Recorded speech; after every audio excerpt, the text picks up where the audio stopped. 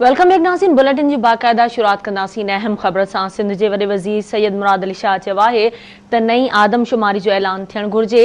आदमशुमारी ते चइनी सूबनि जा ख़दशा हुआ, वफ़ाक़ सूबनि खे कुझु बि नाहे ॾिनो। जहांगीर तरीन पीटीआई में वधीक न रहंदो।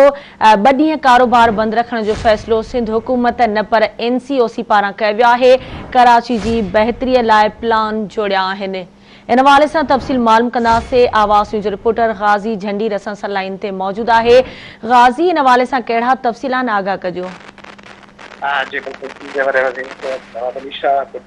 लांडरी तोजी करे लांडरी वाले सनती इलाइक़े में मुख़्तलिफ़ तरक्याती रिश्ताउनि जो इफ़्तिताह कयो आहे।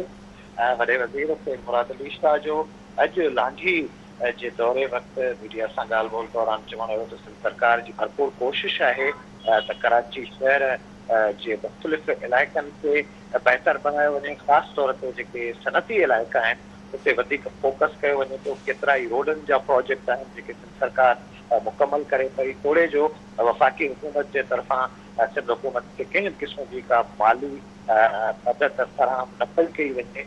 उल्टो जेको विर्छ वारो पोल आहे उन मां सिंध जे हिसे वारी रक़म मां कटौतियूं कयूं वञनि पियूं ऐं हिसे खां घटि रक़म ॾिनी वञे पई। वॾे वज़ीर जो चवणु हो उन हूंदे बि सिंध सरकार पंहिंजे महदूद वसीलनि मां कोशिश करे पई त जेको कराची जा सनती इलाइक़ा आहिनि उनमें सहूलियतूं फ़राहम कयूं वञनि। वॾे वज़ीर जो चवणु हुयो त अॼु हू लांडी जे जंहिं इलाइक़े में मौजूदु आहे इन खां अॻु इन्हनि इलाइक़नि तरफ़ अचणु वॾो मसइलो हूंदो, छाकाणि त रोड मुनासिब कोन हुआ। पर मौजूदा हुकूमत जी इहा कारकर्दगी आहे संदसि मौजूदु, जंहिंजे करे रोड रस्ता मुकमल आहिनि। हींअर कराची शहर जा जेका तरक़ियाती शेप आहे उहो बहितर थियो आहे।